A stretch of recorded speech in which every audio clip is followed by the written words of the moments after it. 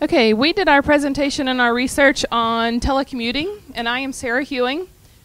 I'll just introduce us all so we go a little faster. This is Ann Nguyen, and this is Chris Ely. We have a short video that we'd like to play. It's only 2 minutes, so. Jennifer, any updates on the proposal? My presentation's due in 15 minutes. I was just about to contact the marketing department now, sir. Thank you, Jennifer. Keep me posted.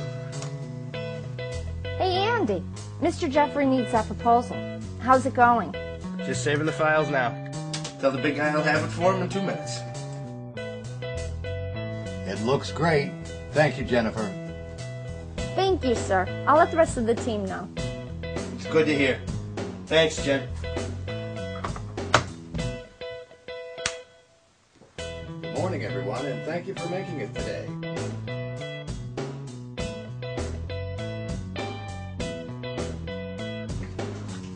That went well. Time for more coffee.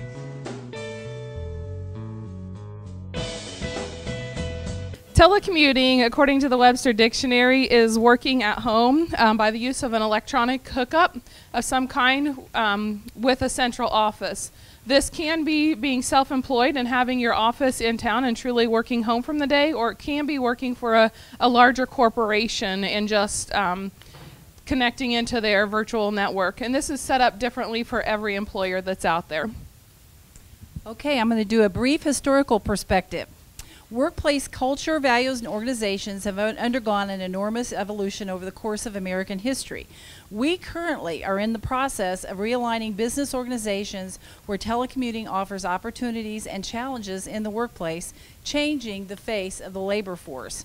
At its inception, the United States' primary forms of business organization were family farms and the family-owned business. Social and work values were taught in and reinforced by the family. I have just a couple of brief statistics, and around 1900, about 60% of people lived on farms, and if you'll notice that by 1950,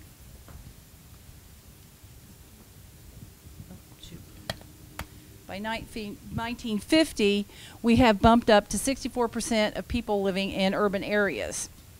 Okay, so next slide, sorry. Okay. The currently held view, which is a common misperception of the American economy, is that we are driven by large corporations. But in reality, is the majority of workplaces are quite small, and actually today they are not much larger than the family farms we had 200 years ago. And the latest statistic I have from 1998 is that about 10% of people employed between 10% of employers have between 20 and 99 employees, and in 1998 70% of all establishments employed between 1 and 19 employees. So I think that is a very big eye-opener in terms of how it relates to telecommuting. Work values and social friendships during the 20th century happened in small, isolated work units. Telecommuting offers the prospect of fragmenting and shredding the workplace as the basis for both societal and corporate values in a way not ever seen in American history. And I got a little cartoon here. I'll let you take about 2 seconds to read it. Oh, thank you. That's my 3 minutes. You can keep going. Okay, all right. Okay, since the 1980s, telecommuting has expanded exponentially. After the September 11th terrorist attacks, then followed by the anthrax threats, many employers and employees chose telecommuting to ease their stress and their anxiety and tension. The Employment Policy Foundation estimates approximately 65% of all jobs are adaptable to telecommuting, either part-time or full-time. And as employees, telecommuting is a new paradigm that stands in stark contrast to our pre-industrial society. As employees and work was organized in central locations during the industrial age, it was also organized in a top-down management style with economies of scale and task repetition. Even preceding the terrorist attacks in 2001, the modern-day workplace was being transformed into a post-industrial model where work was taking place in remote yet linked locations. Telecommuting is a forerunner of working in a boundaryless organization that takes work to the worker. And my last slide here on the history, and I think this really rather says it all, this cartoon, is the rapidity in which technological advancements in computers in conjunction with the internet, which we've already heard in previous presentations, enhance the opportunity for personal learning, communication, business productivity, making telemarketing a mainstay on the workforce landscape.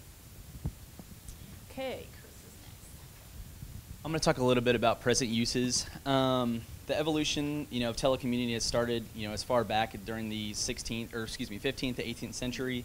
Merchants would ask their vendors, to make different products like clothing, jewelry, or whatnot. They would bring it to the merchant, and the merchant would sell it, almost like Walmart selling Goodyear tires. Walmart's the retailer, obviously Goodyear's the producer. Current technology, we use WebExes, VPNs, virtual private networks, computers, cell phones, tablets, email, video conferencing, and instant messaging. All these are different forms of technology. This is just a little kind of quick picture of how Cisco has set up a little bit of their telecommuting for their average worker. You can read the statistic up here at the top. Today, upwards of 12 million employees telework more than 8 hours per week, up from about 6 million in 2000. According to Gartner DataQuest, the number will nearly hit 14 million in 2009. So that was then. Obviously, you can imagine what it is now. A little background, I did kind of a little small case study on Cisco systems. Most people probably use their products either directly or indirectly, from networks to wireless networks, database infrastructure, and stuff like that. They're one of the first companies in Silicon Valley to start using telecommuting about 10, 15 years ago.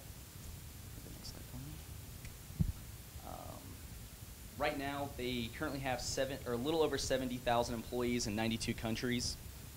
They have customers all around the world, 122 countries right now, and in 2010 they had a little over 40 billion in revenues in 2010. So right here, 90% of their employees currently telecommute at least some of the time using residential broadband services. In 2003, it saved the company alone $195 million due to higher productivity. So that's my little skit. Okay, I'm going to talk a little bit about the pros and cons. These kind of merge together. Sometimes what's an employee benefit is also a employer benefit. Employer benefits, they truly have less retail space, so they don't need an office or a building that'll hold 400 people. They may only need a building that'll hold 200 people if half of them are working at home. So they have less physical retail space or real estate space. They have less costs due to the less inventory, the less electrical, everything like that. They can also hire a more diverse employee pool because they can hire across the entire United States. Detriments, or the con side of this, is the lack of communication and crisis planning. Sometimes for offices or for corporate America, the crisis is a normal everyday occurrence. So if that's your employer, then it's not a good idea for you to work at home. Employee benefits, I know we're running close on time. These kind of work together also. One of the big things, we actually have some HBAs or some home-based units or home-based associates that work with us, and what we find is the lack of communication. They kind of feel like they're just out there on their own. So they feel more isolated than the rest of us who are at the office every day. We try to accommodate that by having them come into the office once a month. They bring their computer in, their actual CPU in, and work from the actual office once a month. So that's kind of a good blended scenario. Community benefit, I thought this was really kind of odd. The community benefit is the decrease in population, traffic. There's like more parks in the area, things like that. But then on the flip side of that is you have people working from home. So there are fewer home purchases because you aren't having all those people come in to work at this facility. So they may be working like in California, so they don't have that new home purchase in that location or that community. And then there's less public transportation. So you have less traffic, but you also have less transportation needed, which is going to hire less people for the community. So it's kind of double-edged sword there. Hit the last two slides. The future of telecommuting, obviously Generation X and Generation Y are moving that probably by leaps and bounds. Obviously, you know, rather than just your average employee just getting a computer and a laptop or you know, a phone and just saying, hey, this is your technology, people are requesting certain technologies, this isn't good enough, and they're moving that bar ever higher. Of course, global competition, global marketplace. When you can recruit from literally around the world, you're going to choose the best and the brightest. And I mean, we all see that in every different industry right now that they're doing that. The last slide, hopefully someone recognizes that. That's Johnny 5, short circuit. I thought that was a great representation of Telepresence. This is basically using robots with screens on them and cameras on them to interact without or around the office. So you'd be at home moving this robot around, going like office to office, saying hi to somebody or exchanging ideas or whatnot. Virtual offices, Katie kind of talked earlier about Sims or Second Life. That's almost kind of what's going on now. They've got a virtual office or platform that you kind of go in there and tap those resources. Data warehousing is a huge thing right now with reporting, figures, and data all being out there on the kind of intranet for the company. So that's it. Questions? Very good. Questions? Questions? Work from home.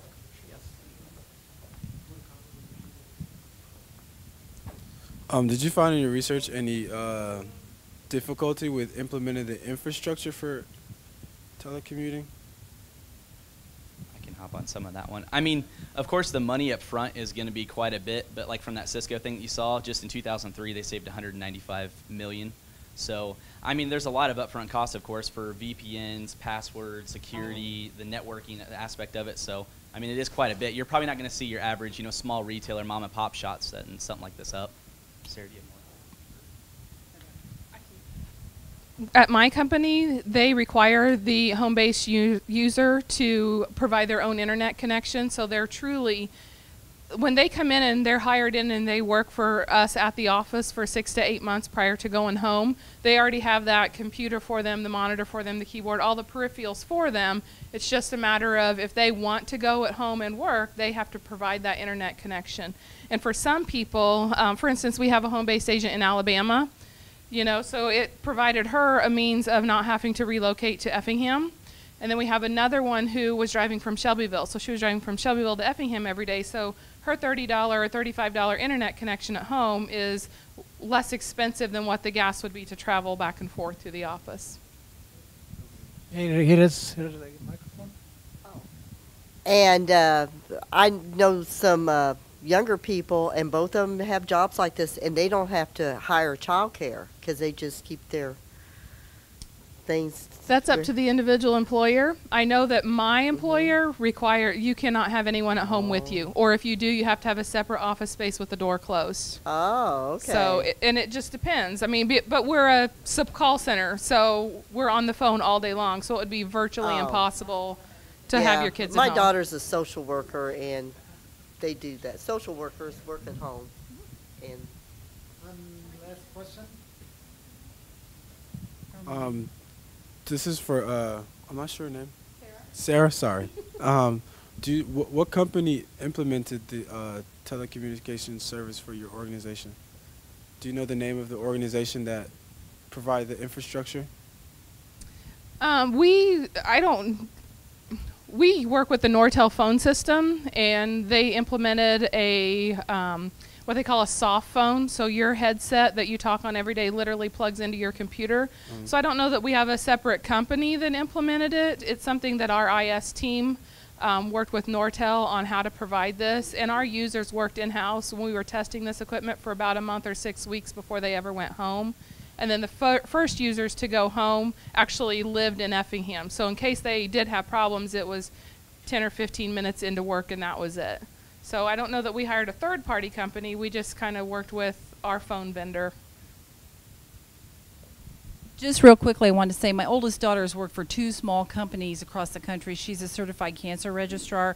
And some of the downfalls of this, and we're in the infancy of it, is a lot of the smaller companies don't have the financial base or outlay to, like Cisco, in order to put the hardware and software together. Her first job, she had to pay for all the software. She had to pay for the own internet connection. If she had any problems with the company software and tech had to troubleshoot, That was downtime for her that she didn't get paid for. On the flip side of it, her new company she's working for provided all of that. Her first company was hourly. She had to bill hourly as part of her job, and the billing process was horrendous. And this company was, the first one was only around for 10 years.